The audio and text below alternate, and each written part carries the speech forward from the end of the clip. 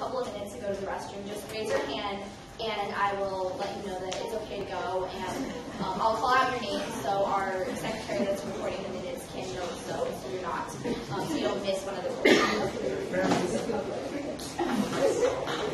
Also, the next thing that we need to do is actually do this very first formal roll call. So just so it's quicker and I don't mess up on anyone's names, I'm going to call your first name and then the first letter of your last name. So I'll start. Anjul C. Present. Adam Y. Present. Alana B. Present. Alexandra W. Present. Alicia L. Here. Aman U. Present. Andre L. Here. Ariana S. Here. Woo! Arya A. Here. Woo! Benedicto L. Here. Benny C. Here. Bianca H. Here. Olmero B. Here. Carson O. Here. S. Here. Diana N. Here. Eric C. Here. Gabriella W. Here. Haruko A. Here. Hojang Grace K. Here. Hoi Chung T. Here. Jacob F. Here I am.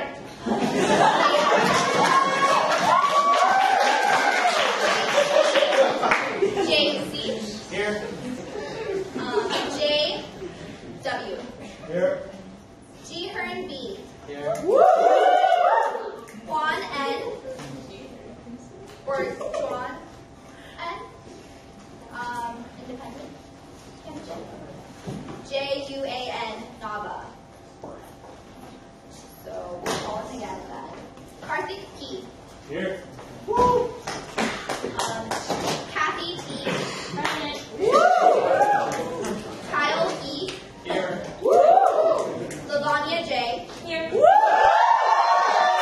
Leah R. Here. Leilani M. Leah J. Leah J.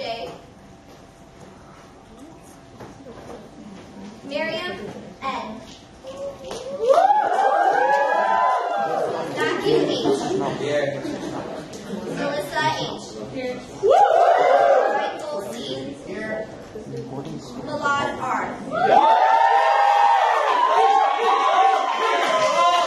Natasha J. Nicholas J. Here. Paul L. Here. Renee C. Rachel S. Rhea C. Sheena P. Here. Sina R.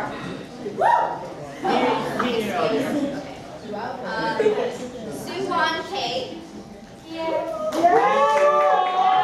Sumaya D. Here. Thomas Y. He doesn't speak.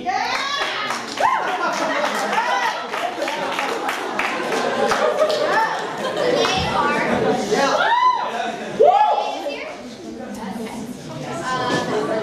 Violetta A. Future Senator present. Wayland F. Wellesley A. Wesley A. William F. Here. Eugenia S.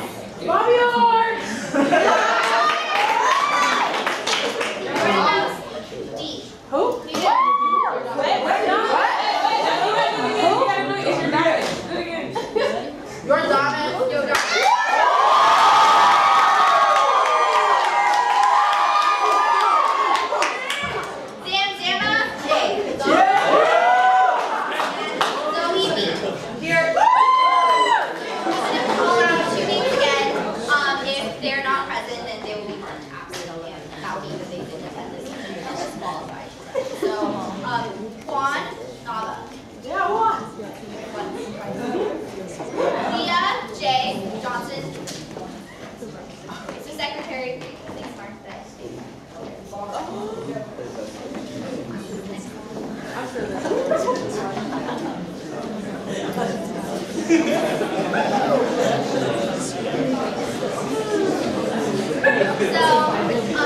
to kind of go over the simple things, I'm sure you guys all know that the elections this year is April 7th to 9th. It's the 2 weeks after spring break, the Tuesday to the Thursday, and there are 59 candidates, 5 referendums and amendments, and 7 parties registered to run. So it should be a very exciting year.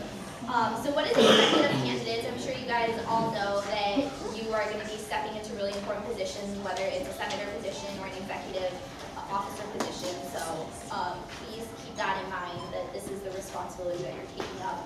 Also, there's a lot of general responsibilities you'll need to be capable of doing as a candidate. That includes coming to this meeting. So you guys, everyone here is good to go on this. You guys will also have to attend the mandatory candidate cleanup day, which is going to be the Saturday following election, so April 11th, and it will be sometime in the either the morning to noon time. But if you have any reasonable excuses you can't make it, we will have a makeup day on the day prior to Friday. So just keep an eye out for that.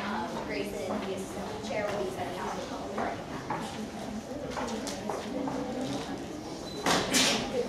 So actually, we're going to go back and we're going to take roll for all the referendum sponsors and the party signatories as well. Sorry, I forgot to do that. Yeah, so party signatories and referendum sponsors, the same rules apply for you as well. You have to be present for all 3 roll calls, and if you're gone for one, it will count as we're asked. So we're going to start with party signatories. So with Squelch, Madison Gordon.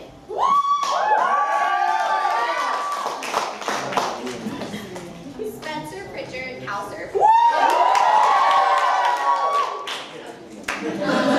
Renee Baste. Here.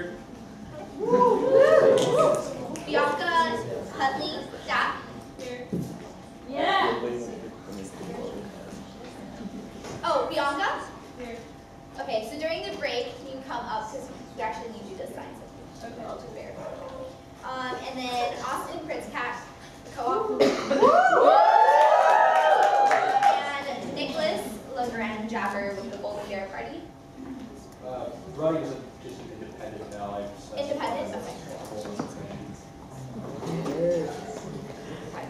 Alright, so next we're going to move on to referendum sponsors. The first one is Alec Clement.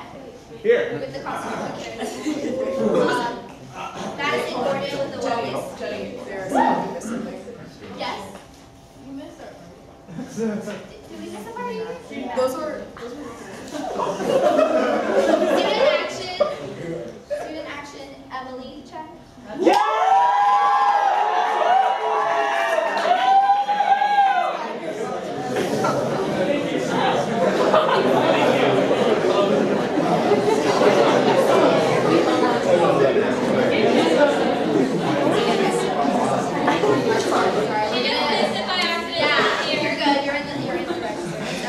We're going to continue on.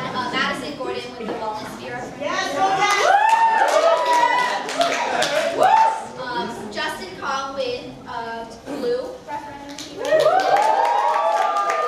And Justin Kong again with the Gold Fee Referendum. Haley Roeder with Solar Energy Reinvestment. So now we can go back to the overview. So like I was saying, we have a lot of resources, so if you ever need to contact any of us, you can find all our contact information on our website, www.elections.asuc.org. My email is elections@asuc.org if you need to email me anything as well. We also have a council email, and that is where you can email if you have a complaint or you see a possible violation. It's electionscouncil@asuc.org. We also have a Facebook page, and if you just go to Facebook and search ASUC elections, you should find our results come out. It's a great area that you guys can all use as an online platform to try to reach out to voters, and anybody is welcome to post on it. So I kind of mentioned a few key election dates already, but tomorrow at 5 p.m. is the deadline for the voter info guide blurb. So if you don't know what that is and haven't heard about it yet, our publicity coordinator will be talking a little bit more about it. March 30th is when we release the voter info guide. April 6th, Monday before election starts, from 10 a.m. to 3 p.m. we'll be having an elections publicity day, and we'll basically be having a table out between the UNL benches, and we'll be passing out voter guides and encouraging students to vote. So since you guys are candidates, the rules do apply there. We're not allowed to campaign within 10 feet of our official election council event. Also, the candidate cleanup day is the Saturday after, as I mentioned earlier, and tabulation ceremony is 1 week after voting ends, which is April 16th. It will be at Wheeler Auditorium, so that'll be exciting. Something a little bit different this year is because Wheeler is very strict on its capacity, so it can seat 700, so we will actually have people at the door that will be passing out ticket stubs. Once they reach the 700 tickets, then that's it, that's the limit. But if you are a candidate, then we do have tickets set aside for you, so we'll have 59 tickets set aside. So every candidate is guaranteed that you'll definitely be able to enter. But if your party comes late and the 700 stubs are all passed out, then they might not be able to come in. But they can still watch it on the stream. Also, another thing is that all executive officers elect and their chief of staffs, as well as VA officers, will have to attend the executive officers' leadership. So next we have Chelsea Polling Board Village Research Center. Hi everyone, my name is Chelsea and I'm the polling coord, so I'm in charge of the physical polling locations which will be on campus. This year it's going to be Dwinell, Kroger, and Northgate. Voting online is the 3 days of the 7th to the 9th all day, and you can vote at the polls from 9 a.m. to 4 p.m. The important thing for all of you candidates to remember is that you cannot campaign within 100 feet of the polling stations, and it'll be marked off by blue tape, so it should be really clear. The poll workers know what to look out for, so just be careful with that because we don't want any infringements. Yeah, that's all for me. If you have any questions related to polling, this is my email. Yeah, next we have Jenny Wong. She's the publicity coordinator. Hi everyone, my name is Jenny, and so the voter's guide, as many of you might know if you're not first years at Cal, it's just a one-stop information hub for everyone to know what they're voting for. It will be published online on the elections website, and in addition, we'll be passing it out in the publicity booth on the 6th. So what I ask of you all is that the candidates to submit your blurbs. The forms are already online, so you just fill out the blurbs. The character limit is 200 words, so that will fit on the guide. It should be something like really clear and succinct to give the reader and the voter like an idea of what you're campaigning for. So that is due like strictly tomorrow at 5 p.m. and I will send out a confirmation email that I received it so that there's like no confusion or anything. So good luck everyone. Question? I have 2 questions. One, will this be available at the voter booth the 7th to 9th? Excuse me? Will it be available at the voter booth the 7th to 9th? Yes. Yes, it Okay. will be. Secondly, will it include how students can report bylaw violations? Yes, so we do plan on having a page in the voter guide, like an FAQ of how to report any violations. Anything else? What are the word limits for the blurbs for ballot initiatives? I think those are full text. For what? What's like the For the referendums? yes, for It's going to referendum. be posted fully. Yeah. And what's that website again? The website to submit or to get the form? To get the form. To get the form, it will be our official website, www.elections.asuc.org. You just said 200 words for the limit for candidates. The forms are what? So I think the party word limit is 200, but the candidate one is 100. 100? Yeah, I think 200 for both of us. Okay, so she's actually allowing an extra 100, so you guys can keep sending 200. And second question, does each candidate have to do that, or can the party return all the forms for it? You can, yeah, I guess you can do it by the party, just as long as I get a form for each candidate. Yes? For the referendum, does it have to be the primary proponent who sends in that form, or can they, like, if they give us permission, can we send in the form? Can we send in the form ourselves? So you're saying the primary proponent for the... For the referendum. Okay, so the referendums, we are just gonna post each of them, either like the amendment or the referendum in full, like all the ballot language, everything on the voter guide. So we don't like... There's no argument in favor. Yeah, there's no argument in favor. We're just gonna have the action. Okay, is there any other questions regarding the voter guide? Okay, great. Thank you. Okay, so now we have the campaign finance auditor.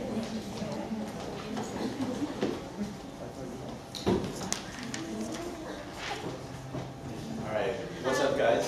Yeah, we're the campaign finance team for this year, and today we'll go over the basic campaign finance rules, the finance forms, and how you guys can turn in the forms. All right, what's up, guys? I'm Charles. I'm one of the elections auditors. So here's just basically a basic overview of what is defined as campaign material as per ASUC bylaw 4204. If you want the full text, just go to the bylaws. Basically, it's anything that includes your name, position you're running for, party name, ballot number, all that good stuff. And then these, you need to report all expenditures relating to these via the campaign finance forms. If the campaign material lists multiple candidates or candidate parties, the cost will be divided evenly. It's also important to note that while these are the limits for campaign material, you need to report all campaign expenditures, not just expenditures for campaign material.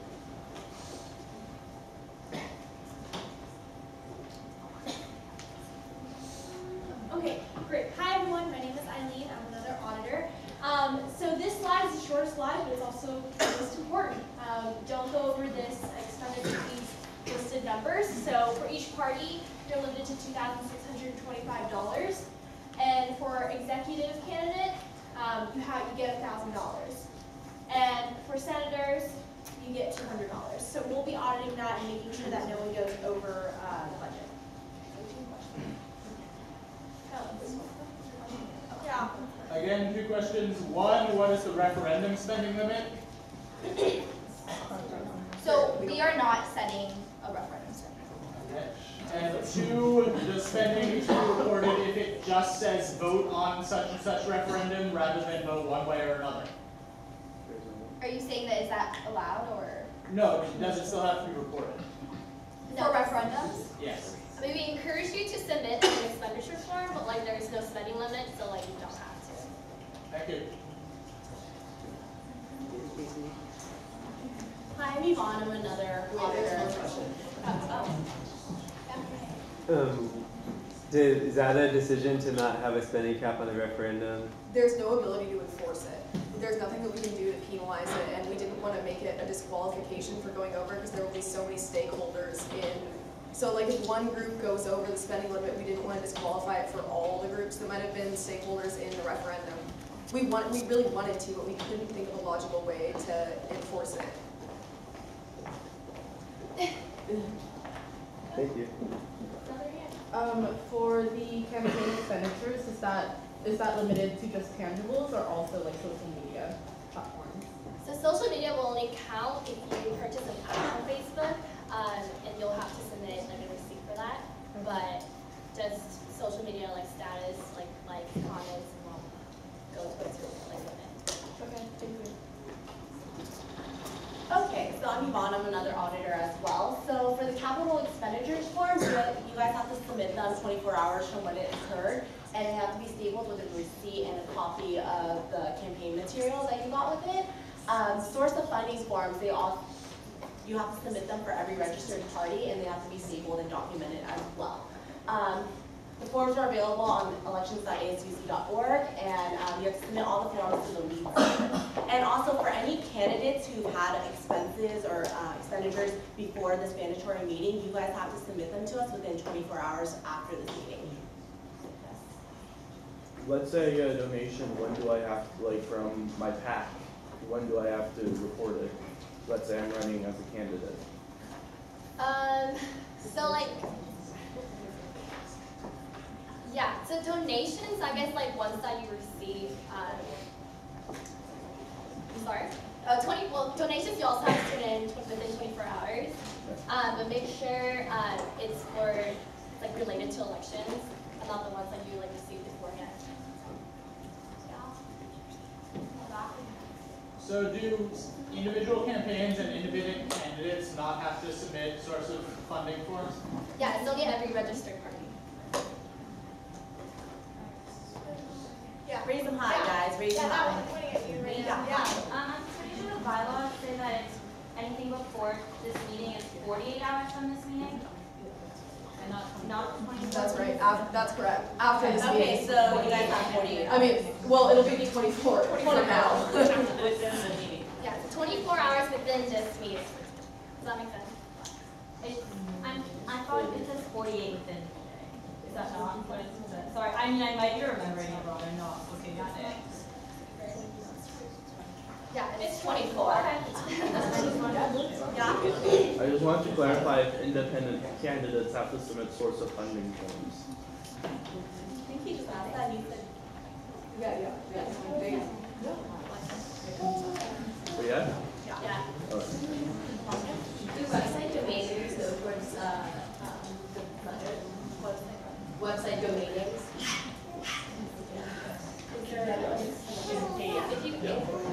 If you pay, yeah. Pretty much, if there's a dollar amount associated with it, you guys should submit a form for it.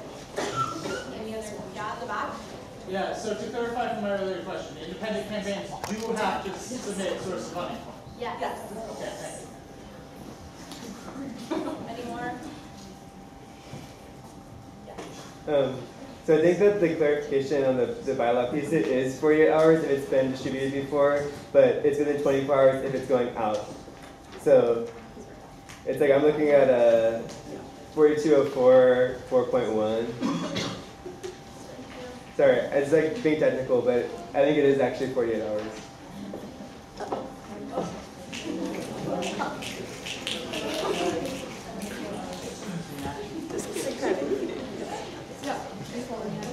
I read it too. I was like, I read it, it says right here, 6.2, that Elections Council Finance Committee within 24 hours received any funds since the last day of previous regular elections, starting immediately after the mandatory elections meeting. So I don't know where you're seeing that. Any funds received before them. But it says before the meeting. So within this meeting, 24 hours. 48 hours within this meeting for anything previous. There you go.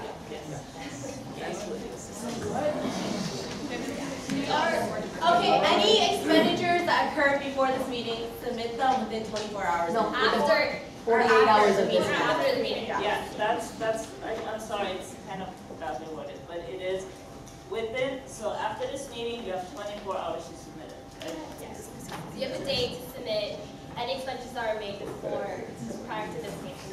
No, that's the opposite. No. Before this meeting is 48, after this meeting is 24. Yes. So just, 4.1. yes, Yeah, yes. That's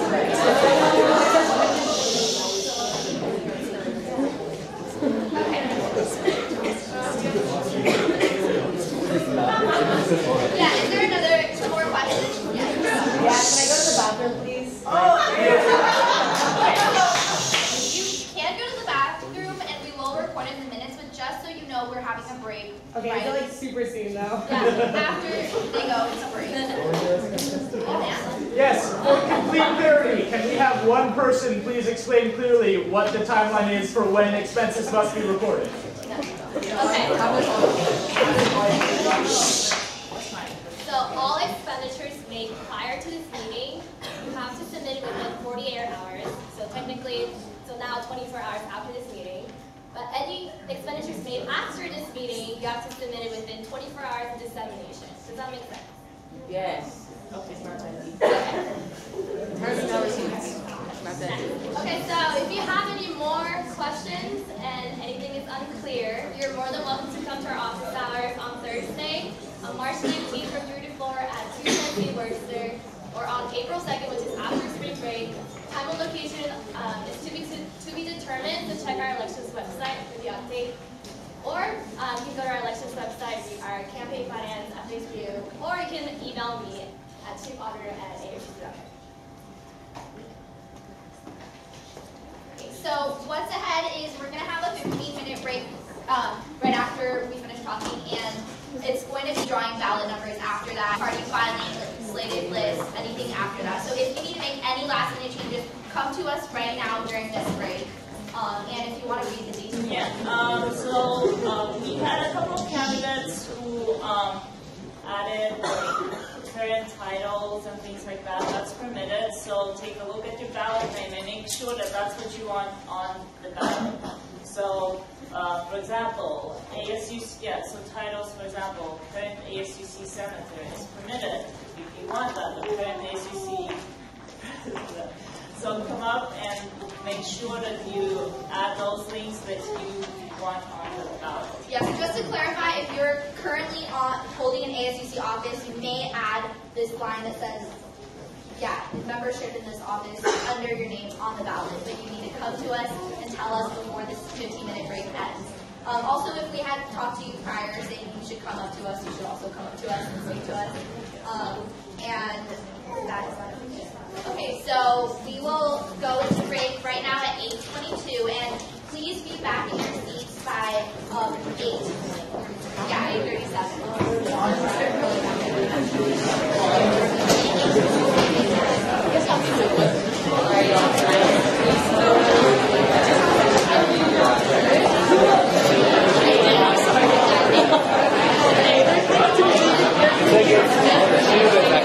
I got frustrated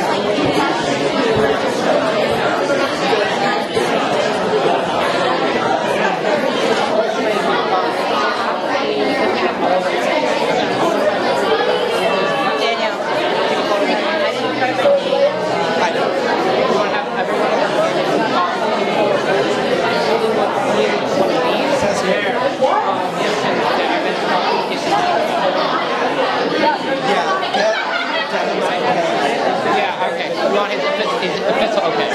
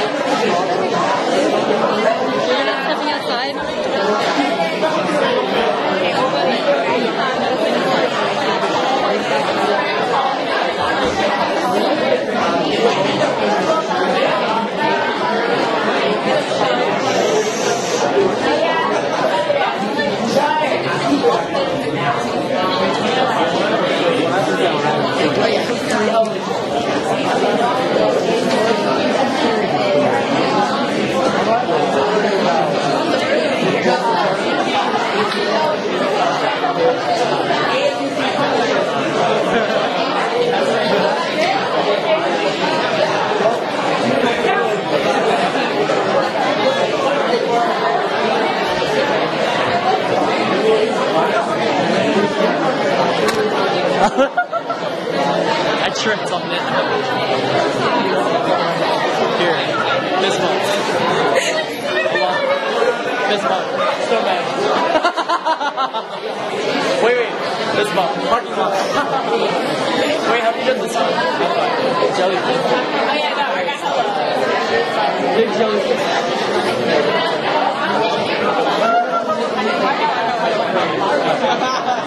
Oh yeah.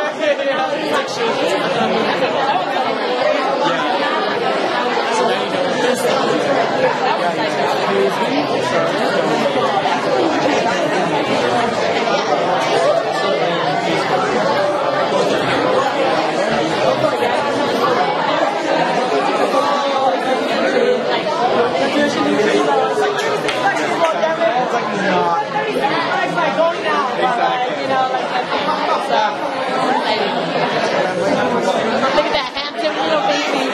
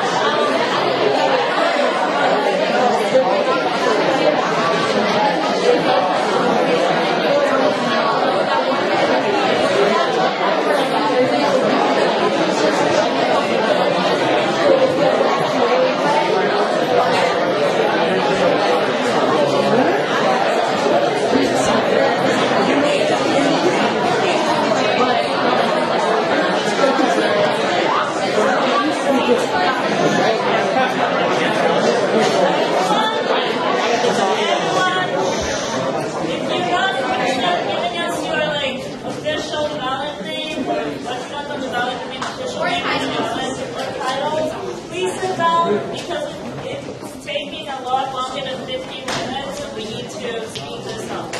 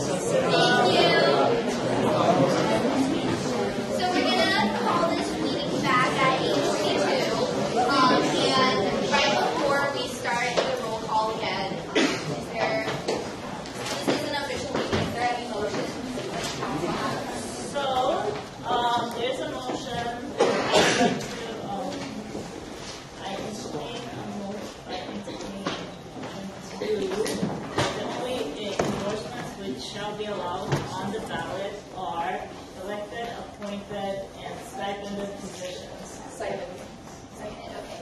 So we're going to do a vote. All those in favor say aye. Aye. Okay, all those opposed say nay. Okay, so this motion passes unanimously. Are there any other motions the council has? Okay, so now that we have that passed, this was regarding the title that you can have under your ballot. So it's going to be all ASUC elected, appointed, and stipended positions. So now we can actually do our second roll call again. So this time, please refrain from clapping, cheering, and everything, because we want this to go as fast as possible. There's a lot of things, so yeah. Okay, so we're going to start. Anjo C. Present. Adam Y. Present. Alana B. Here. Alexandra W. Present. Alicia L. Here. Aman U. Present. Andre L. Here. Ariana S. Here. Aria A. Here. Benedicto L. Here. Benny C. Here. Bianca H. Here. Bulmaro B. Here. Carson O. Here. Salinas C. Here. Diana N. Here. Eric Z. Here. Gabriella W. Here. Haruko A. Here. Ho-Jung Grace K. Present. Ho-Chung T. Here. Jacob F. Here I am. James Z. Here. JW. Here. Jihern B. Here. Juan N. Juan Nava. Okay, still absent. Karthik T. Karthik P. Karthik. Okay. Kathy T. Here. Kyle E. Present. Lavanya J. Here. Leah R. Here. Delaney F. Delaney M. Oh, sorry. Is she present? Yes. Leah J.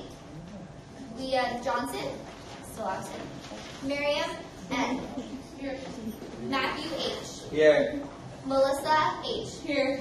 Michael C. Here. Milad R. Here. Natasha J. Here. Nicholas J. Here. Paul L. Here. Pranay C. Here. Rachel S. Here. Rhea C. Here. Samuel H. Here. Sheena P. Here. Sue Wan K. Here. Sumaya D. Here. Thomas Y. Here. Vinay R. Yeah, here. Violetta A. Present. Wayland F. Here. Wesley A. Present. William F. Here. Eugenia S. Gordonos D. Gordonos, sorry. I'll make it right next time. Zamzama A. Zamzama. Here. Zamzama, okay. Zoe B. Here. And we're gonna go into the party names now. So Madison Gordon with Squelch. Spencer Pritchard with Cowser. Here. Emily Chen with Student Action. Here. Pranay with Based. Here. Bianca H with STAP. Here. Austin Pritzpat with Co-op Movement. Present. Nicholas Jabber with Old Bear Run. Or with Is an Independent. Okay, so last one is the sponsors, Alec K. Here. Madison Gordon, Present. Justin Kong. Present. Justin Kong again.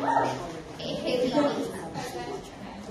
So that's everyone. Next we're going to go into the ballot drawings, and Grayson, Dimmick, and Heidi Kane will actually explain the process instead. Hi everyone. We'll just introduce ourselves. I'm the Chief Accountability Officer, and my position is in charge of keeping the association ethical, transparent, and accountable. And also I collect reports from various officials and handle Senate absences. I'm Grayson. I'm the Assistant Chair for Elections, and I'm working closely with the rest of the council. And I'm a good point of communication if you need something conveyed to the rest of the council. All right, so we're going to go into the ballot draw, and we're going to explain how we're going to do this.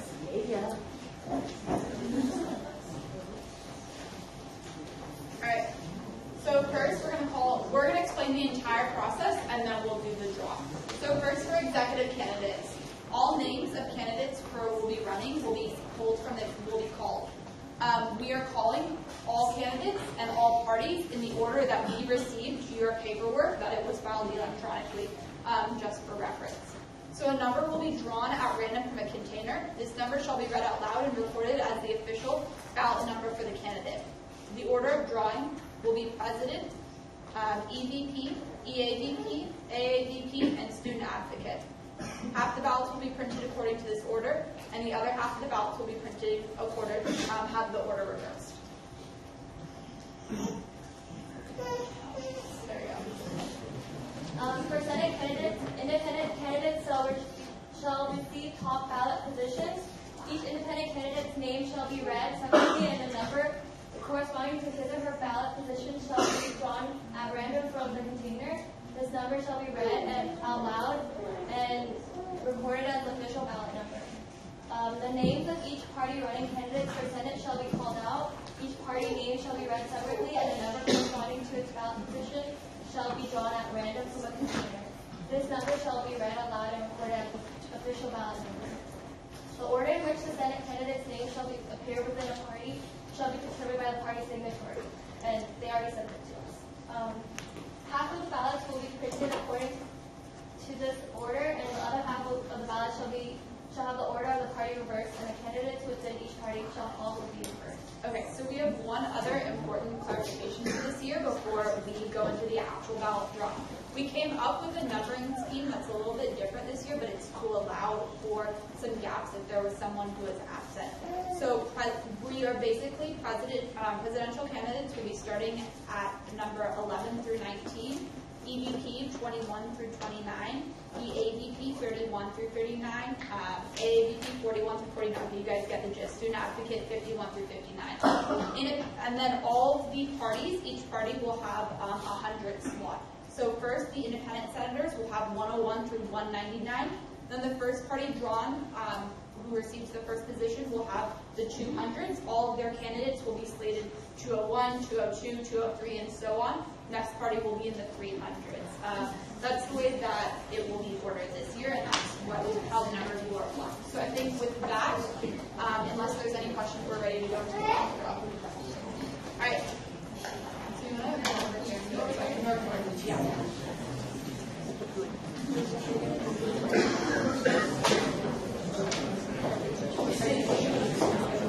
All right, so we just want to show you that here are the numbers.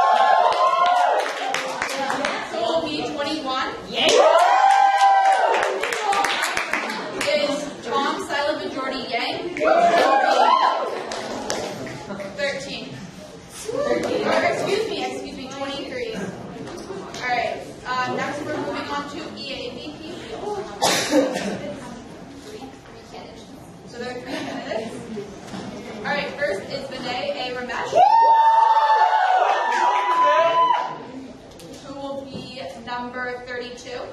Yeah. Next is Mariam Abid, who will be number 33. And last is Sam Hermit Hines, who will be 31. Alright, next we'll do AABP. Alright, first is Jay Walker, who will be, okay, so we're going to, okay, so first is Jay Walker, who will be 42. Next is Yvenia Bobby R. 40R, who will be 41. Guys, slumber party, here I come. And last is Melissa Sue.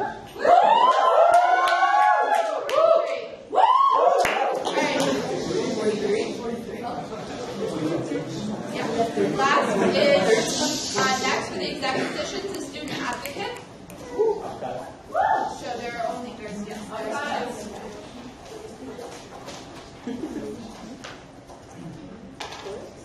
First is Leah Ron, who will be, oh, okay, we put the wrong numbers in, so we're going to redo this. First is Leah Ron, which will be 51.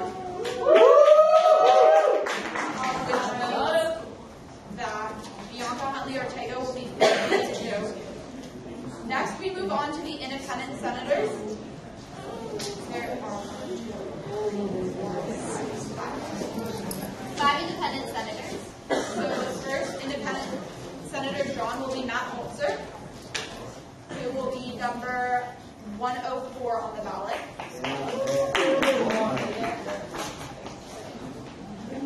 Next will be Eric Savell,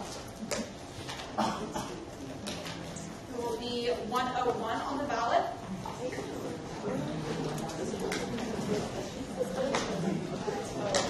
So next will be Samaya Din, who will be 102 on the ballot.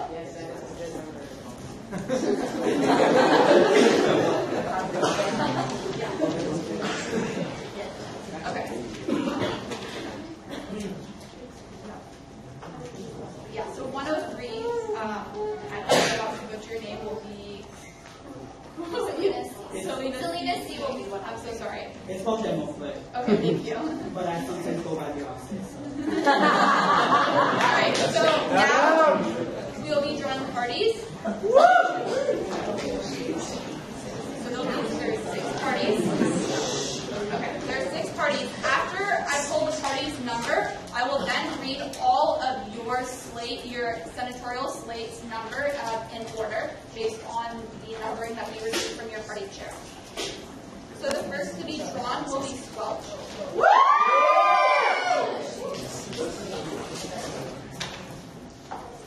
So Squelch received 4, so they will be the 400s category, which means that Ariana Bente Shakmina will be 401. Tom Dirty to me Rashadi will be 402. And Joey Big Balloon Browns will be 403.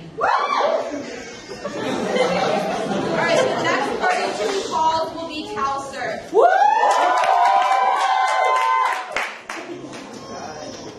Calcer received 2, so they will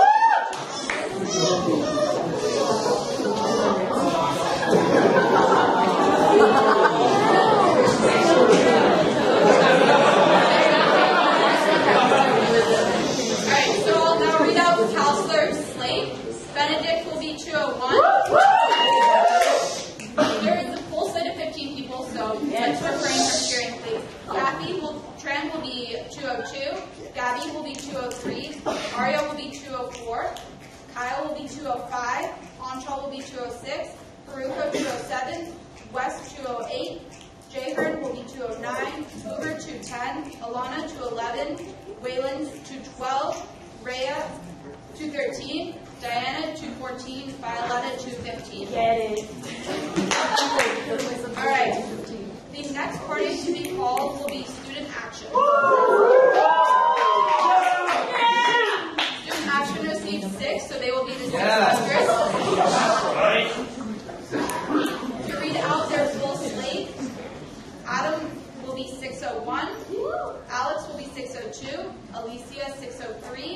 Amon, 604. Andre, 605. Carson, 606. Grace, 607. James, 608. Jason, 609. Karthik, 610.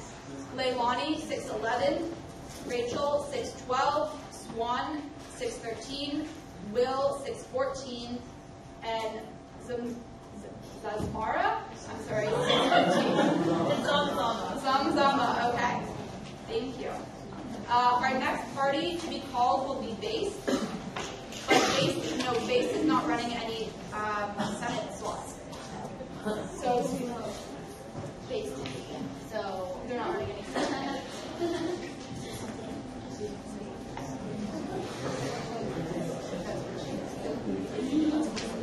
Yeah, it's fine. So, because Base is not running any Senate candidates, we won't be drawing for them. Next is the Defend Affirmative Action Party. They are. So they received one, or there is no one. So yes, sorry, we'll have to redraw that because 100 were for independent candidates. So they received the 5 positions, so they will be the 500s. So to go down and read their slate, Michael Cortez Mejia will be 501. Bianca Huntley Ortega will be 502, and Natasha Johnson will be 503. Last is the Cooperative Movement Party, which received the 3 for 300s, meaning that Cooperative Movement Party's only senator, all will be 301. All right. That is all for number draw. Yep, back to that. Perfect. So that's everything that relates to ballot draws. Yes, we'll be putting that list, we'll actually be sending that list out to everyone that's a candidate of our or a sponsor. So you guys can take a look at that. If you see any issues or anything we mismarked you, please let us know as soon as possible. So with that said, we're actually going to shift gears, and Natalia will be speaking along with Olivia, and she will be on the legal branch. Hi everyone, Olivia, Attorney General. Hi, I'm Olivia again, the elections prosecutor. Hi, good evening, I'm Shogun. I'm the public defender. Hi, I'm Bea from your office. My director.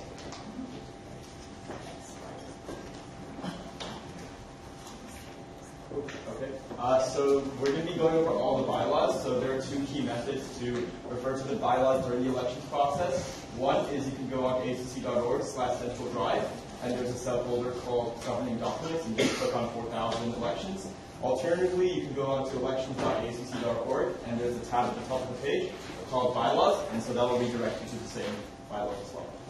And you also have them in your packet. This is really important to keep track of the changes. We'll post them on the elections website and update the central drive. But you can always email us as well to find out if there's any changes. Also, really quickly before we continue, I want to give you all a chance right now to get things out to write on, because while we go through the bylaws, we want you all to follow along, and we want questions saved to the end, just so that it's clear and presented in front of you at that point. If there's any questions, please save them for the end, and feel free to ask us. We have a Q&A section at the end of our slides. So 4203.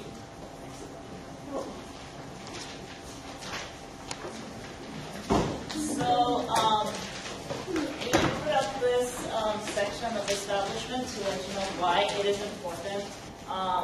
We strongly believe in the democratic process, and we're committed to ethics. So or the ethical. We strongly suggest that you do not violate these bylaws, because we are going to be strict. We have not been so. Actually, we've been really lenient up until this point. After this meeting, we will start to file charges and things like that. So please make sure read over it. It's your responsibility to know these bylaws as someone who's running for a position that's elected by the public. Basically, so as elections prosecutor, I really don't want you to violate these bylaws because then I have to prosecute you all. And I really appreciate all of you running, and I want it to be a fair election. So while I have to uphold the rules, please stay with them and please pay a lot of attention. Now, please ask us questions if you can. Clarify it now, not later before judicial council. And you can always email us at electionscouncil@asuc.org. It goes to the entire council, and we will make sure to answer those questions as a council. The next slide. Okay, so I'm just going to read off the definition of campaigning because we think it's really, really important to know what it is exactly. So 1.3 states that campaigning shall be defined for the purpose of ASUC elections as any effort by any individual or group to influence the decision of any potential voter in support or against any candidate, party, or proposition appearing on the ballot in the next election through the use of verbal or nonverbal interaction, electronic correspondence of any kind, use of physical materials, or the use of any persons or as an intermediary to communicate the same. So clothing and swag is permitted. It does not have a restriction, location-based restriction. So to answer that question. And also you can use electronic, so basically social media, the same rule goes for that. You are allowed to communicate anywhere. That is not ASUC space. Okay, so this is just a general overview of the system for handing out censors. So there are 4 levels of offenses you can commit for the bylaw violations. The most severe one is disqualifiable offenses, and then we have a 3-tiered system. So the most severe one of the tiered violations are tier 1, and you can obtain a maximum of 2 to 3 censors. Following on after that is tier 2, which is a little less severe than tier 1, but you can obtain a maximum of 1 to 2 censors. And tier 3, although it's the least severe, you still can obtain a max of 1 censor. So if you accumulate up to 5 censors during the elections process, then you can be disqualified from running. So I'm gonna, so if there's an alleged violation, the entire council, election council will look over that violation. If we determine that there's enough evidence and enough evidence to pursue it, we will then take it to, or Olivia or myself will then take it to judicial council suit.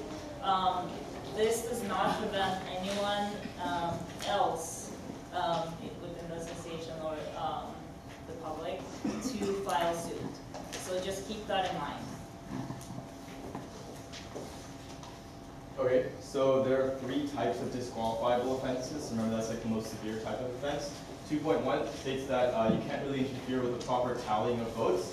2.2 is about the Berkeley Campus Code of Student Conduct. So if you're sanctioned for any of the following offenses, which includes academic misconduct, forgery, theft, physical abuse, sexual, racial, and other forms of harassment, stalking, hazing, disruptive devices, weapons, and terrorizing conduct, then you could get disqualified for that. And then 2.3 is if you fail to attend the mandatory elections meeting, that's defined in the respective regulation, but y'all are here, so it's good then. Didn't violate that. So tier 1, 2 to 3 censures. So they do not, so violating a lawful order from the judicial council or election council falls under this. Falsifying information on any election council forms or in the elections informational guide or information guide. Refusing to appear before a judicial council suit would count here as well. And with that, I would say that unless there's some type of an excuse, which is a medical excuse, out of town commitment, death in a family, employment obligations, exams, so academic excuses are okay. Those are due 24 hours before the case. That's really important. And The Judicial Council will then take a look at those excuses and determine whether or not they're valid. Okay, so purchasing paid political advertising or soliciting unpaid political advertising in an ASUC-sponsored publication, such as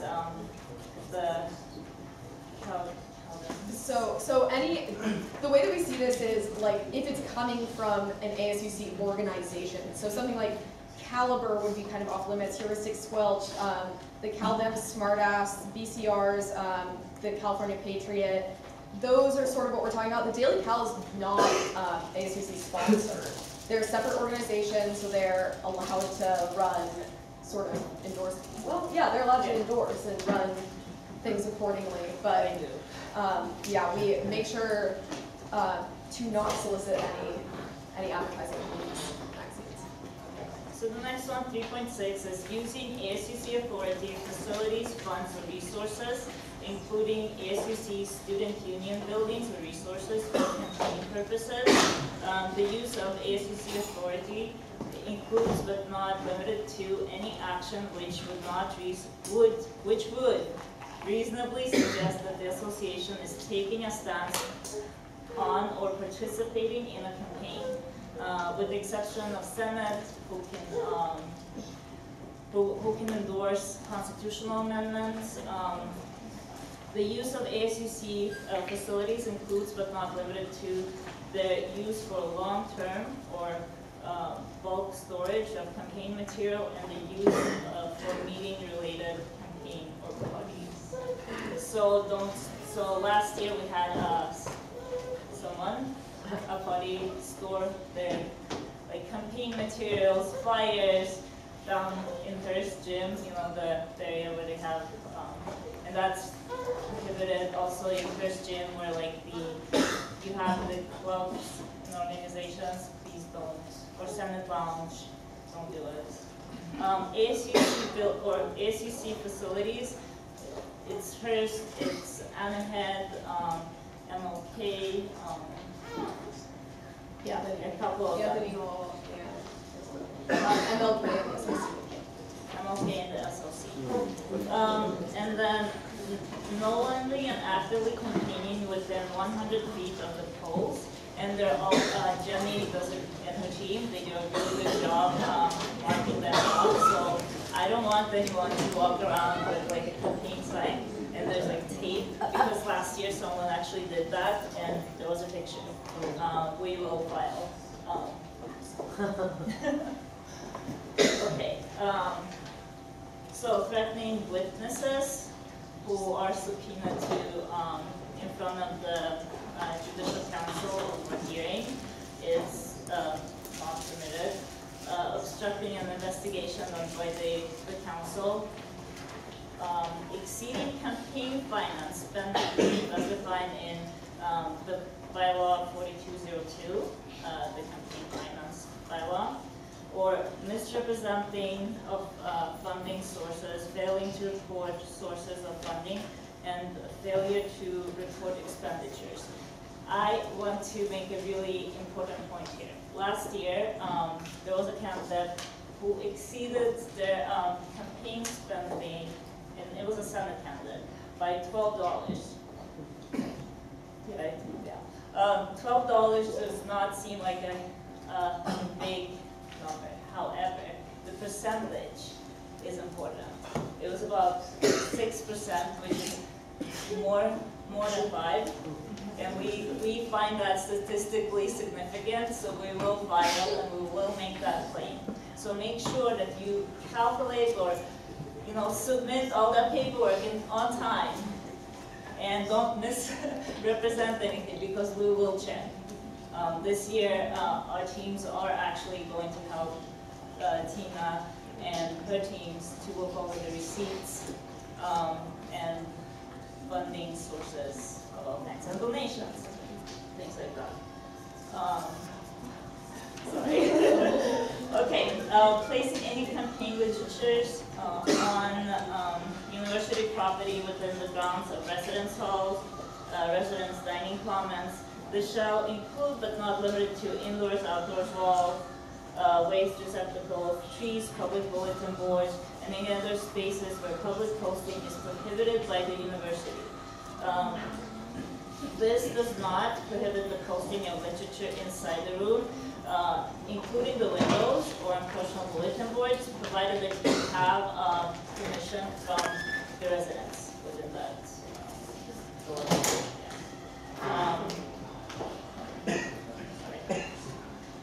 Engaging in any campaign solicitation in any dormitory or residential dining commons owned by the university or under the jurisdiction of the university is also prohibited.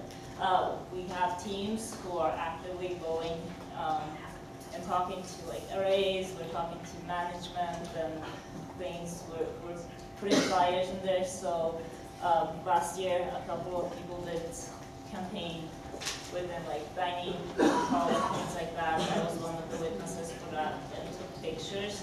So please don't do it this year because we will videotape you this time and file with judicial counsel. 2 to 3 censures may not seem a lot, but if we're connected to your party, that can be problematic. Okay, next slide. Sorry, this is long, but this is really important. Engaging in any behavior that may be construed as active campaigning within any dormitory or residential commons owned by the university or under the jurisdiction of the university. This includes, but not limited to, pressuring residents to vote for certain candidate, party, proposition, initiative, or referendum. Walking with personal devices that can be used to vote with the intention of asking students to utilize it for purposes of voting and disregarding orders or warnings given by residential hall officials, such as residential advisor, program advisor, residential directors. So, I actually received a question about this before the candidates meeting. Can I walk around with my phone? And there's a picture of the candidate, but I'm not actively campaigning. Well, you can, but if someone asks you about that picture, or if you're trying to, influence the vote of someone else, and the case can be made, we will file.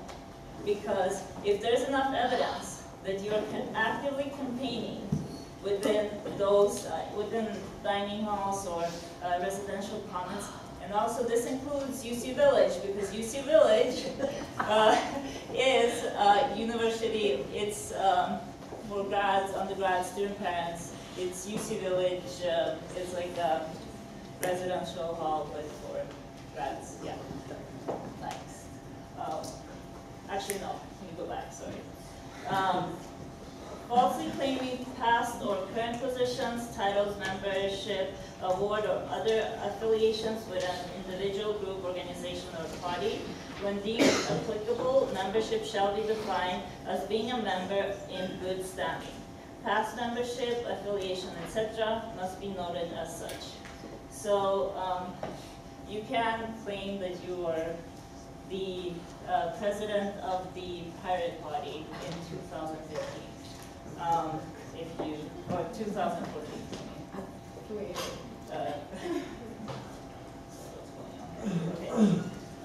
Claiming an endorsement of an individual, group, or party without its consent, candidates should but are not required to obtain endorsement in writing. So that's pretty straightforward.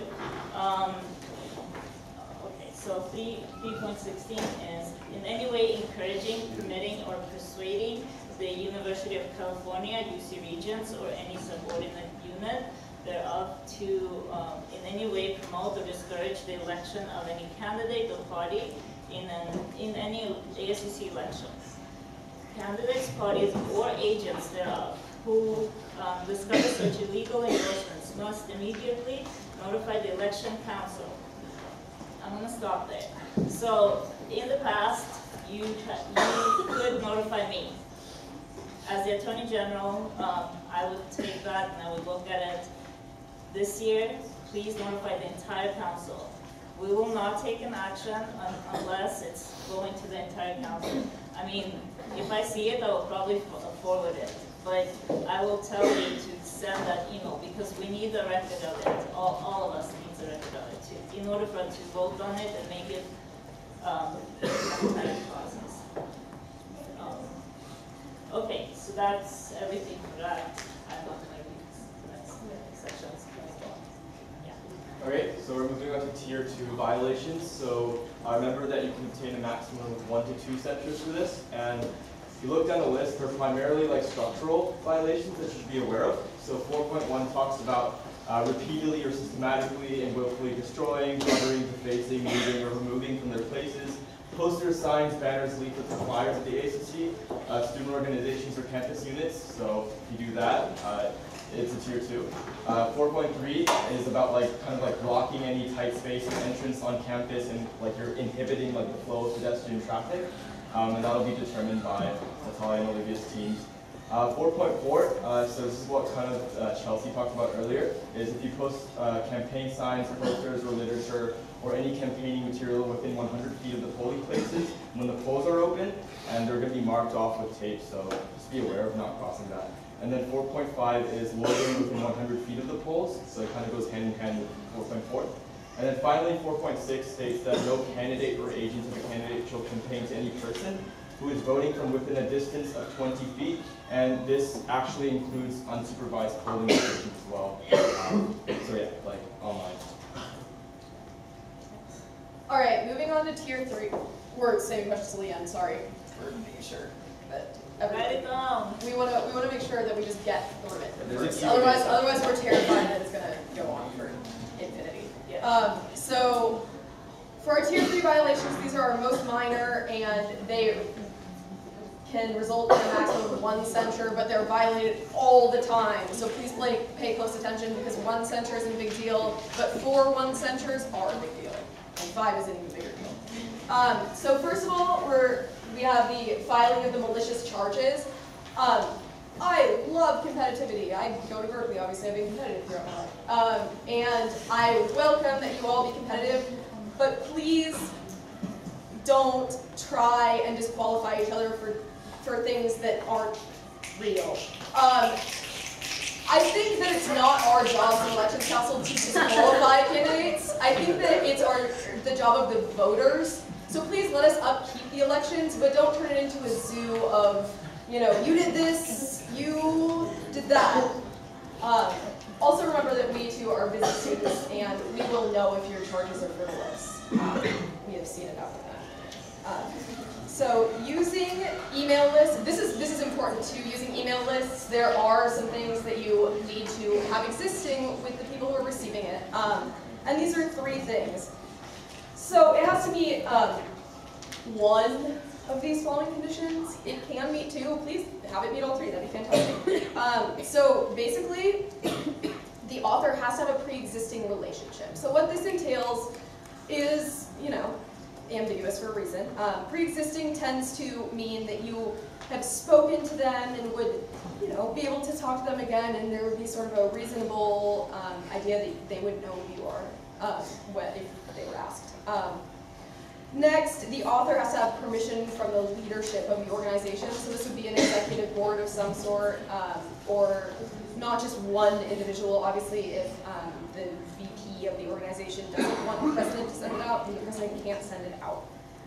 Lastly, they have to fit all 3, right? Not just 1. Yeah. On that, if one member says no, but the board, so basically if there's a vote and the majority of the leadership says yes, you can, within the vote, they say you can do it, then you can do it, even though one individual said that they would not like to do it. We're now skipping to 5.5. There is a 5.3 and a 5.4. We've skipped a couple that we figured you could go back to. So posting campaign literature on restricted bulletin boards. This includes, but not limited to, doors, windows, buildings, surfaces of walkways, roads, say their date, fountains, posts, waste receptacles, fences, or trees. This doesn't, however, bar you from posting on bulletin boards that are public access, kiosks, and in areas like residential rooms. So if your friends on the 6th floor of Slotman want to post go Olivia, then if they want to do that, cool. Then that's totally fine as long as you have their permission. Then go for it. Next is, as we covered before, failing to file 2 copies of campaign materials. I want to specify one more time that prior to this meeting, it was 48 hours to file material, which means that if you had an event yesterday, you have until tomorrow to file it. Of this meeting. Yeah, and then after this meeting, so today on, you have 24 hours to file your material after it is purchased, or to file it, right? Sorry. Oh no, I got this.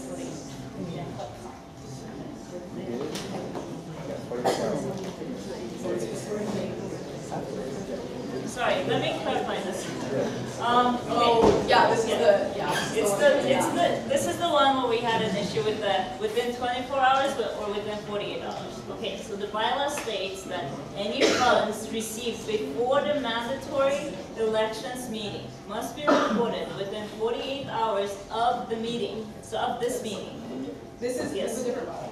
This is the filing So this is separate from campaign finance. But it just goes back to it. But it is the same rules apply to this.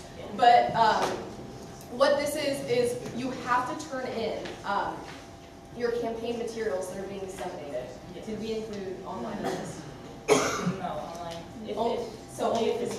Only physical paid material do you need to file with Judicial Council. This is in case you're called before the council and you have, say, distributed your 150 flyers that you purchased. You know, you can't buy more because that would make you go over the spending limit, but we do need this evidence, so we want it on file with the Judicial Council. Next, slides. Next, 5.7, using the Sathergate Bridge area to attach, lean, or store campaign-related materials. This is pretty self-explanatory, I think. This is just because we don't want to sort of impede a walkway, you know, and that's a main walkway. So this is 5.8 is one that there have been troubles with in the past. So you cannot attach your signs to any campus features. However, you may set it on the ground as long as it's attended. So you don't need to walk around with it on your foot, you don't need to be carrying it constantly. You can put it on the ground, you just have to be within 6 feet of it. Please, as much as we would love for your biceps to be huge by the end of this, we also are busy. Is there another slide? Okay. So next, in 5.9, we have willfully placing campaign material in any university building, including classrooms, libraries, and on chalkboards, but excluding the posting of campaign material on public access bulletin boards and kiosks within university buildings. So this basically means that you can't leave a giant stack of flyers inside, I don't know, 151 Barrows, which actually I don't think exists. But you have to be attending your material. You can't leave the stacks. You're more than welcome to pin it to a bulletin board outside. It's a public displayed bulletin board, but you cannot be hanging them on chalkboards inside classrooms or anything. I think that you can kind of understand the intent that it would be a mess in classrooms. Next, failing to attend mandatory cleanup day, which is April 11th. Mark off your calendars now. April 11th, mandatory cleanup day. Next, claiming a position or endorsement without bearing the disclaimer. So this is a new rule that you need to put the disclaimer with an asterisk next to any position that you are claiming or any position that you are claiming for someone else. So if someone is endorsing you, then it needs to have next to it titles for identification purposes only. And this must be in the majority. Oh no, this is redacted from the bylaws. Yeah, this is out. Sorry. No, right? This is it's not a new bylaw. This has been the case Does it really? We're enforcing it though now because I'm sure you've never seen it before. So this is now an enforceable bylaw. Please do this. I think that everyone who's done it so far is good. So everyone I've seen at least. If you haven't, then do it before I see it, or before someone else sees it. Okay, sorry, almost there. Failing to turn in campaign finance receipts on time, because we've been through this enough times. After this, within 24 hours of purchase, turn in your campaign receipts. And then standards boards do not get within 10 feet of basically the elections publicity booth, which will be in Grinnell Plaza. Next, unintentionally falsifying information in this guide, so is also a one-center offense. So please make sure all your information is correct. Even if you didn't mean to, I'm sorry. You can cry to me, but I'm going to say no. So next, moving on to endorsements. Basically, so any body or office of the association, any organization affiliated with the ASUC that is receiving sponsorship or funding from the association shall be prohibited from promoting or discouraging a vote in favor of any candidate or party in the elections. This does not, however, apply to, or this doesn't prohibit the Berkeley Student Collective Berkeley Student Cooperative, my fault, or any Greek council from endorsing candidates except at sponsored events by the ASUC. For this is like, I don't know, if your rec sports team, say, wants to endorse you, or wants to, not endorse you, but wants to basically go out and encourage or discourage people from voting. Or no, the group cannot endorse you, but individuals within the group are allowed, as we'll get down to in 6.4. So basically the same applies to any proposition. They can't discourage, or no body or office of the ASUC, no student groups are allowed, or Senate offices and such are allowed to, as a body, be in favor or against any proposition. Lastly, any organization receiving sponsorship shall absolutely not use their resources toward any sort of election related activities. Obviously, it's supposed to be going into the operations of your club, so please do that. However, individual officers of these things, or individuals within these things that hold president positions, or are even members, I believe, are allowed to endorse you. So individuals, fine. As a body, no. And they, yeah, so in order to endorse you, they have to basically put the asterisk on it and also say that they aren't speaking basically as an agent of the association exclusively. So they aren't speaking for the whole of the association, the student body, or any other whole. So they're not speaking on behalf of the association, their organization, or the student body as a whole. Moving on. So if you're in the packet, skip 4204. We did that before. Okay, we really quickly we put up this section just because this is really important. Agents and elections teams. You are, as a candidate or elected, or as a candidate and as a party, responsible for your teams.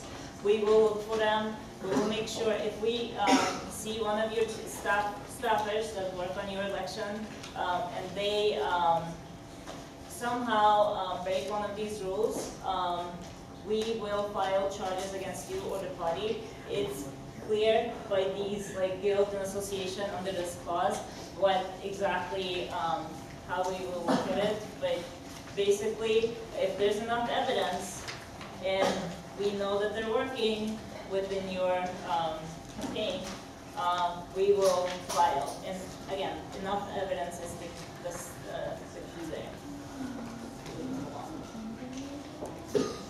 Okay, so onto punishment. Much of this has been mentioned before, but things to note are that the district council shall be vested with the authority to hear and decide allegations of violations of election regulations pursuant to rules and regulations set forth by the bylaws.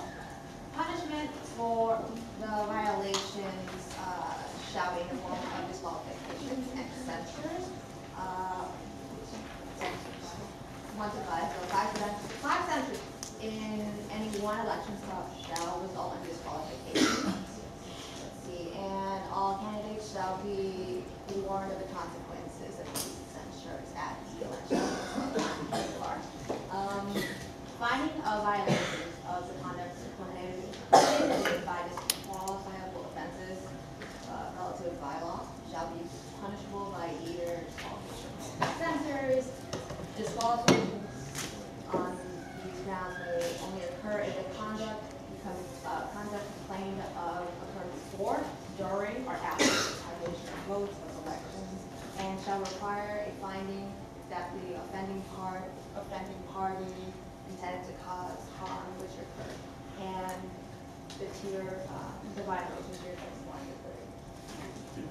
So one thing that I want to specify with this is that if we find that someone, even after the election, like the tabulation is done, and we have a week to take things to J Council, and J Council will take a look at the violations.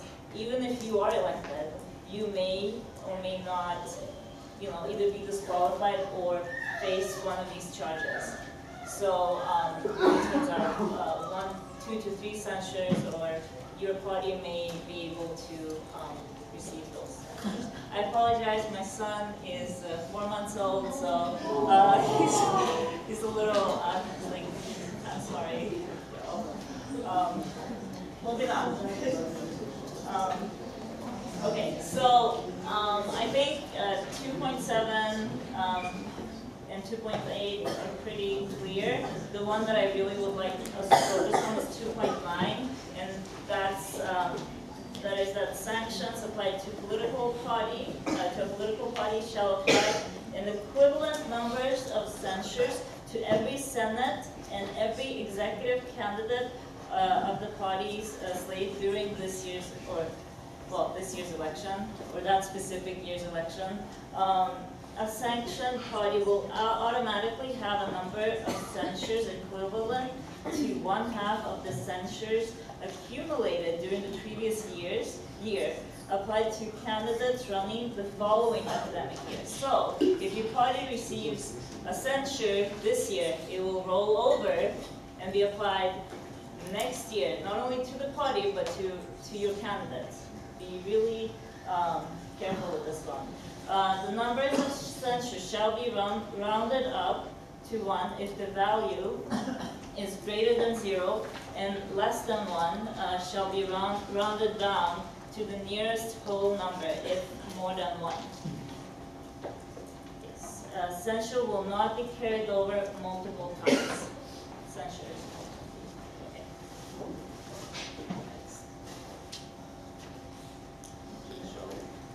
So basically, judicial procedures are a little bit out of our jurisdiction, but it's good for you all to know what would happen if you did in fact have to go to judicial council. Basically, 3.1 is saying that they basically cannot try you for anything that you're not accused of. Next, 3.2 is important and kind of a new thing that we're trying. And that is that there can be a plea agreement made between elections council and the candidate party or proponent. The judicial council must approve the agreement, but if there is a dispute, we are kind of willing to hear your case and work with you. That's what this is supposed to be. We don't want to just be sort of a stonewall body that is scary and being mean. We want to hear if there was something where you feel that you could make a plea agreement, please bring it. And this then prevents me or anyone else from bringing a case based on the same violation again. Basically, you can't jump the double jeopardy. I think you're all familiar with this idea by now. So the Senate in 3.3 may amend the bylaws. I think that's pretty self-explanatory and makes a lot of sense. Can I go back to 3.2 just a second? So 3.2, if you do agree to the settlement, you will not be able to then go to judicial council and appeal it. That's a really important point because if you do have it, it's approved by J Council. If you then decide that, oh, that really didn't work for me or my party, you will not be able to appeal that. So you're giving up your right to appeal it right there. Just really important. Next. Okay, so on the prosecution, so this is basically me. I am allowed to file against candidates. I inspect. I have a team who is looking for violations. So know that we all have teams that are looking for violations of the bylaws. So please don't violate them because you never know where eyes are. Let's just put it that way. I don't want to sound like scary, but it is our job, and my job very specifically. Basically, I will act on cases where there's evidence. So if you are trying to bring a case against someone, have the evidence for it. I would love to be able to prosecute everyone based on what someone says, but I don't think that all of you would love that. And I think that it would be a little bit against due process.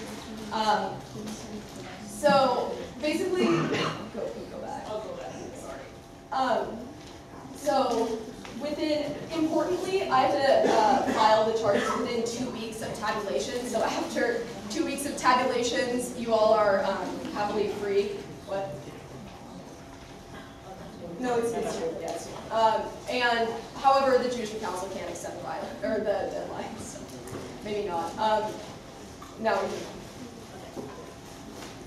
So temporary rules. So I know that there have been a lot of changes to the elections bylaws by both GovCon and Senate, or GovCon has worked on it, brought it to Senate, so went through committee, go to Senate.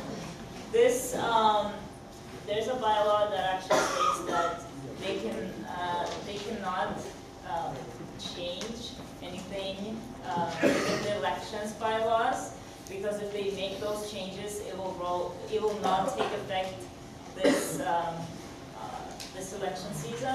It will take effect next election season. That's not in this packet, but it's on the central drive. I see that a couple of you are looking for it. And I thought that it would be really neat for you to know what could happen if we needed these urgent and necessary rules. So those are called temp rules. Those are, the Elections Council creates those. We have a procedure that we go through, and so once we create a temporary rule, we vote on it, we put it in place, then it goes to J Council.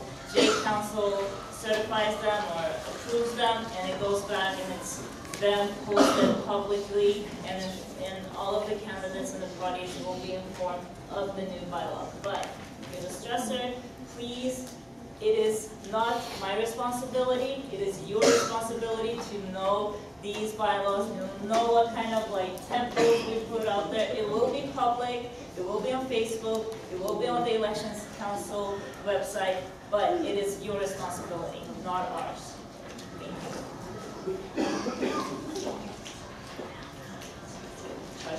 Okay, sure thing. And this is starting it out. We're almost done here.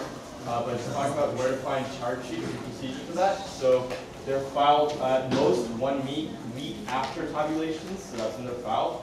You can find them online on the ASUC.org website. And then if you click on the tab Judicial Council, you'll be redirected to the charge sheets. And then they're submitted to Lead Center, the front desk, so you can go physically and submit them there, or you can email them to electioncouncil@asuc.org. So either way, just make sure to follow this procedure.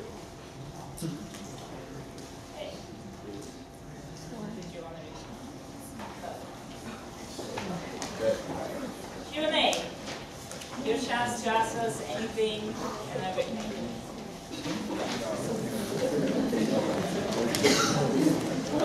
So, wait, can we have everybody be quiet? We really want to be done.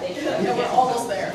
Okay, so I said, can I start from either the back or in front? Yeah. Yeah, start back. Okay, so in the back. Hiya.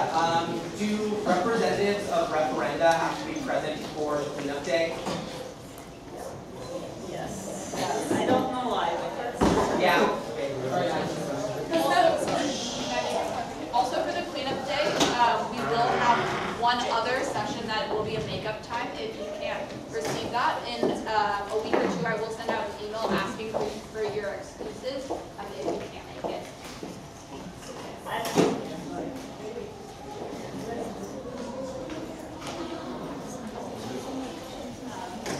Yes. Yeah? Yeah. I just have a question. Isn't the best way to go against filing charges is to promote that all senior staffs really support each other and really ensure, hey, like your senior staff's violating the bylaws, but I'm going to let you know instead of filing charges and taking pictures of them. What I'm just saying is that we should all really work together. We all really want each other to win. We all want to help students. So let's help each other, senior staffs, not violate bylaws and ensure each other senior staff are helping out one another.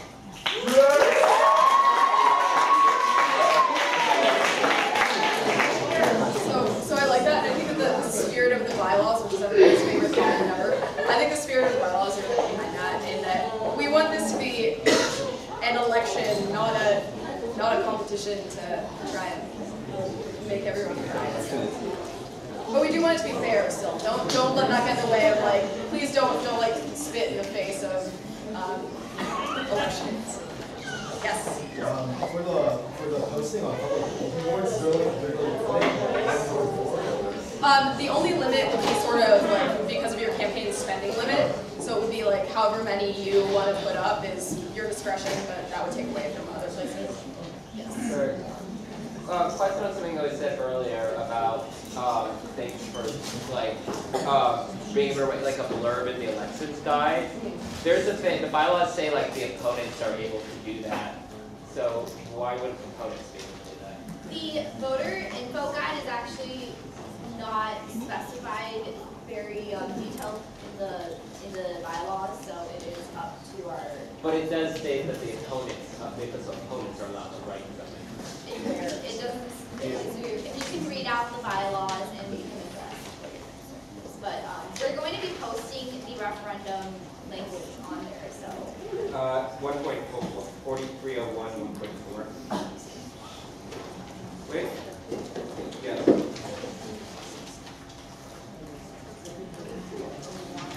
The statement would just say that they are the opponent. Yeah. That's sort of what that says. Yeah. But it says for yeah, a statement that in the elections guide, I am the opponent. Acknowledging that they are responsible for the conduct. Yes. So I have two questions. One for endorsement. Like you said, how the board can endorse you, but like individuals, and then you have to put the asterisk. This just so people who can endorse you are only it only is it limited to only students, or can anyone with like a higher position endorse you as well, or it's strictly limited to students or to registered students? I believe that you can get endorsements from outside people as well. I don't think there's anything especially for. Yes, I think yeah, it needs to be allowed. Except like professors or anyone that's hired by the university, or including them? I want to say no. Yeah. So, can they or not? Not professors, no. No university employees. So no one who's employed through the university. Okay. And then even as like individual person. And then the second one was sorry, I had another. If you want to get, I know how you said if you're in a board and you want to send out an email, as long as most folks who are like on the board. What if you're one of the persons who sits on the board? Yeah, so this is something that we actually discussed, and we're kind of like, I mean that. As long as just, other as long as like the other majority of board members. Yes. Does there have to be anything else in that email that specifies like, oh, we have a personal relationship with someone on the board, or that the majority of the board approved the message? Technically, no. It's honor system. Okay. If you want to include that, No, this is fantastic. It would be safer including it, but if it is brought up to us and then we reach out to you and we figure out there's a relationship or not. Yes. Does title for identification purposes only apply to the voter guide? Are you going to include that? For the voter guide? Yeah. Or would it count toward the 200? Oh, would it count towards the 200? Yeah. Well, no. We'll just, we'll set it as. So it doesn't have to be a part of every single. Yeah, if you're like almost on the word limit, it's fine.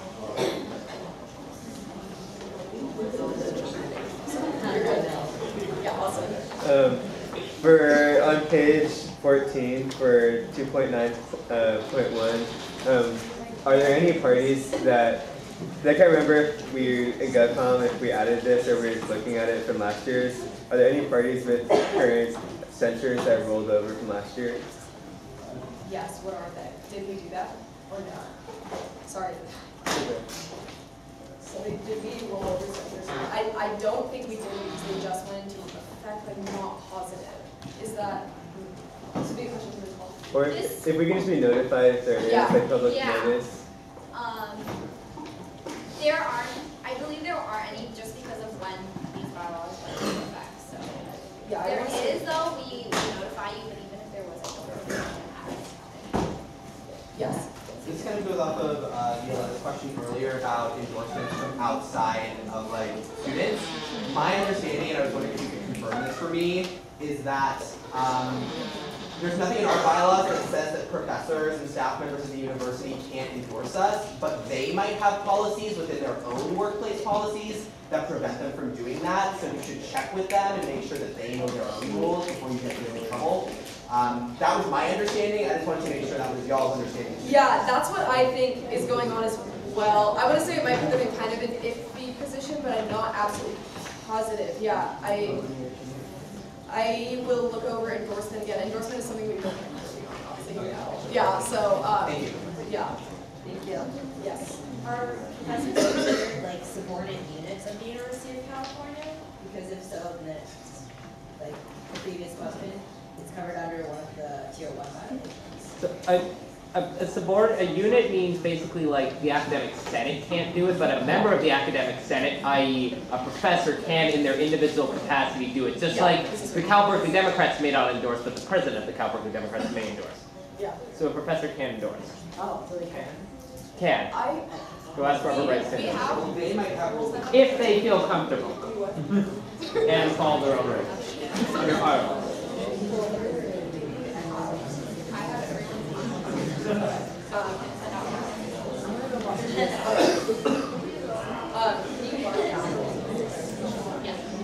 We'll send an email to you all clarifying the professor endorsements.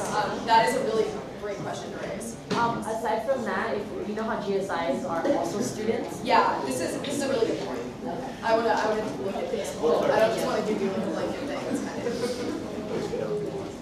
Anyone else?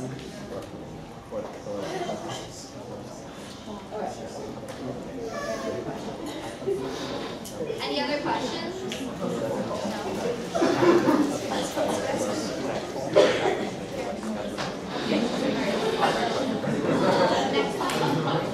So if there are no other questions, then we can move on.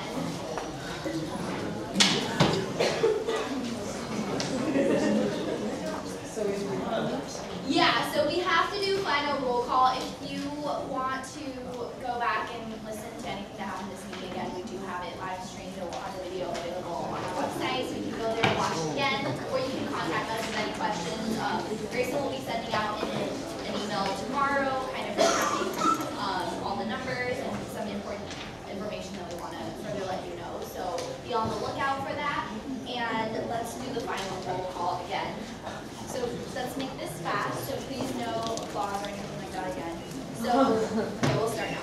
Anshul C. Present. Adam Y. Adam Y. not. Donna B. Come on, people. Alexander W. Still here. Alicia L. Up here. Aman U. Present. Andre L. Here. Ariana S. Here. Aria A. Here. Benedicto L. Here. Benny C. Here. Bianca H. Here. Volmero V. Here. Carson O. Yeah. Salinas C. Diana N. Here. Eric Z. Here. Gabriella W. Here. Haruka A. Here. Grace K. Present. Ho Chung T. Here. Jacob F. Absolutely so good. James C. Here. J.W. Here. G. Hearn B. Here. Juan Nava. Still not here. Okay. Karthik P.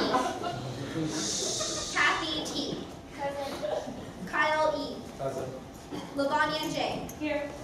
Leah R. Here. Leilani M. Here. Leah Johnson, still not here. Miriam N. Here. Matthew H. Here. Melissa H. Here. Michael C. Here. Milad R. Yeah. Natasha J. Here. Nicholas J. Here. Paul L. Present. Pranay C. Here. Hey. Rachel S. Rhea C. Here. Samuel H. Yep. Sheena P. Here. Suwon K. Here. Sumaya D. Present. Thomas Y. Here's John. Vinay R. Here. Violetta A. Here. Waylon F. Here. Wesley A. Present. William F. Here. Jordanos D. Zamzama A. Wait, 1 second. I think you skipped over my name. What was your name? Karthik? Oh, I think I think I mentioned it. Karthik P.